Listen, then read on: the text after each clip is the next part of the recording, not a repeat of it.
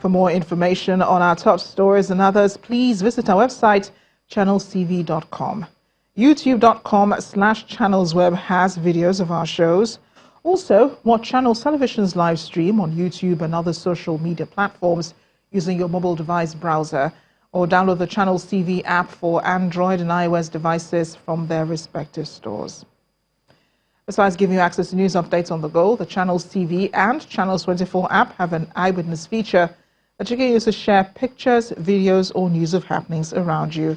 Just install the app, then tap and swipe to reveal the menu and follow the instructions. Let's turn our attention now to some political stories. The Zamfara State Chapter of the All Progressives Congress has announced the expulsion of the senator representing Zamfara Central, Kabiru Marafa, for alleged anti-party activities. Also expelled is the immediate past Deputy Governor of the state, Mr. Ibrahim Wakala, and the member representing Kauran Namoda Birni Magaji Federal Constituency in the House of Representatives, Aminu Jaji. A statement by the party's State Publicity Secretary, Shehu Issa, says the decision to expel the three politicians was reached at a meeting of the State Executive Committee in Gusau in line with the party's constitution. He explains that the provisions of the party's constitution do not give room for appeal against such expulsion until the withdrawal of the court case initiated by the expelled members. The National Secretariat of the APC has distanced itself from the action of the State Secretariat. Lawyer representing the People's Democratic Party and its presidential candidate Alhaji Atiku Abubakar have asked the President of the Appeal Court, Justice Zainab Bulkachewa, to appoint her replacement on the Presidential Election Tribunal. The legal team says it has been 9 days since the Appeal Court's president recused herself from the panel of the tribunal, and nothing has been heard. He asked Justice Bulkachewa to take into consideration the strict requirements of keeping to the constitutional calendar of an election petition and the obvious fact that time is running out fast against the petitioners. Mr. Onu therefore asked the President of the Appeal Court to appoint a replacement so that they can get ahead with the hearing of the petition. Justice Bulkachewa had recused herself from heading the Presidential Election Tribunal, even though the court had held that she would not prejudice the case, as alleged by the PDP and Atiku in their petition. Meanwhile, the People's Democratic Party governorship candidate in Kano State, Abba Yusuf, has expressed frustration at the ongoing governorship election petition tribunal in the state. Mr. Abba Yusuf is alleging that the Independent National Electoral Commission, Kano, has deliberately denied him and his party access to inspect the electoral materials used during the March polls. He's appealing to the electoral umpire not to be partisan and do the right thing, as justice delayed is justice denied.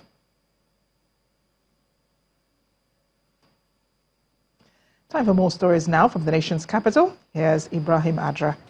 Hi, Ibrahim. Hello, Marachi. Hello, everyone. Let's begin from Imo State, where it appears the last is yet to be heard of the feud between lawmakers of the State Assembly and the 27 elected local government chairmen in the state. The local government chairmen and councillors staged a protest to the State House of Assembly to challenge their indefinite suspension for alleged misappropriation today. The protesting local government elected officials say the action of the lawmakers is a breach of the Constitution that would be challenged in court.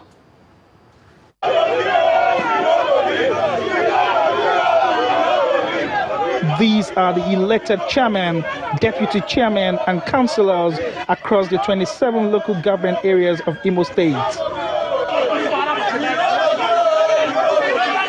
They are worried by the decision of the Imo State House of Assembly to suspend them on the allegation of financial misappropriation and failure to appear before the House for investigation. With heavy security presence around the House of Assembly to forestall any breakdown of law and order, the suspended local government officials laid siege at the entrance of the House, and their leaders say the action of the lawmakers is nothing but an attempt to intimidate them, and they vow to resist it. The issue of dissolution has been a subject of litigation in the High Court of Imo State of Nigeria, And our attorney wrote a letter drawing their attention to that elementary fact that it will amount to sub judice for them to come up and discuss a matter that is pending before a high court of competent jurisdiction. On their part, the lawmakers say there is nothing sinister about their action, as the chief whip of the Imo State House of Assembly, Ato Igwem, insists they took that decision after receiving petitions against the local government officials. We acted on section 128129 for whatever is going on, because our chairman of Council Committee on Public Accounts and vice chairman on local government, we invited, based on petition we received from public, because we owe duty of care to our constituents upon abuse and financial recklessness of the council. The lawmaker also says the House has decided to set up a panel of inquiry to review all state employments, appointments and land allocations made by the state government under the immediate past administration. Yes, there was a petition, there was a motion duly passed, and the resolution was passed that the employment, land grabbing, or whatever that has been perfected or done illegally. Some of these things was not done by the past, was not actually acted by the governor, the past, the governorship, but by other agents or people who acted on his behalf. So that is not people, Nigerians will always think that one is witch-hunting anybody. We are not witch-hunting nobody. I'm a member of AA. So we are not witch-hunting, rather we are doing our constitutional duty. With this crisis coming just when a new government is settling down to the task of governance, Imo people are keenly watching and praying that the matter is resolved as soon as possible in the interest of the state. Eyi Tokwe Kutei, Channels Television News. And there was yet another protest, but this time around right here in the nation's capital, Abuja, where aggrieved workers lock up offices of the headquarters of the Securities and Exchange Commission (SEC) over attempts by the suspended DG Munir Gwarzo to resume duties. The workers under the aegis of the Association of Senior Civil Servants of Nigeria (SEC) branch are protesting attempts to reinstate the suspended Director General. One of the protest leaders and chairman of the union, Comrade Nelson Ulege, pointed out that the SEC DG has been on suspension for almost 2 years following allegations of abuse of office leveled against him. He accused both the Independent Corrupt Practices Commission (ICPC) and the judge of poorly handling the suit filed against Mr. Gwarzo by the anti-graft agency. Yet another protest, this time around, was held in the nation's capital earlier today, and the demonstrators are members of the Nigerian Union of Pensioners (NUP). They are protesting the alleged non-inclusion of their affiliates in the federal government's Minimum Wage Implementation Committee.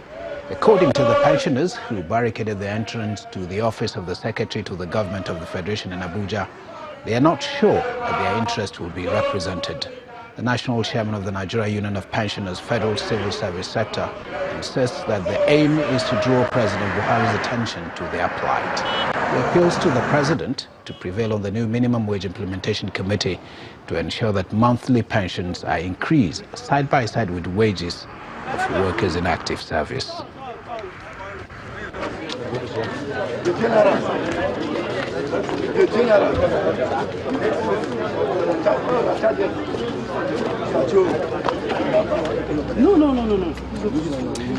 As Muslims in Nigeria join the rest of the world to celebrate the Id-el-Fitri, the Inspector General of Police is assuring members of the public of adequate security before, during and after the celebrations. Force Public Relations Officer Mr. Frank Mba says all senior police officers have been directed to intensify security at all Eid praying grounds and other public places. He was speaking while parading some suspected kidnappers allegedly responsible for terrorizing travelers on the Abuja-Kaduna highway. The Inspector General of Police, IGP Mohammed Abubakar Damain PMMNI, has ordered all zonal AIGs and commissioners of police nationwide to step up securities in and around their areas of responsibilities. The instructions of the IGP are very clear. Commissioners of police must put in place adequate security arrangements around places of worship, recreation centers, the highways, and other areas where we expect Nigerians, particularly our brothers and sisters, who have had this long period of fasting, to enjoy quiet and relaxing moments. The Sultan of Sokoto, Alhaji Syed Abubakar, says the crescent moon of the month of Shawwal has been sighted, making Tuesday, June 4th, Id-el-Fitri. The monarch discussed this in a television broadcast this evening. The emirs of Gwandu, Borno, Katsina and Damaturu have also confirmed to His Eminence the Sultan that there was positive sighting of Shawwal crescent in their emirates. The sighting of the moon officially marks the end of the 30-day fasting of the month of Ramadan by Muslims across the world.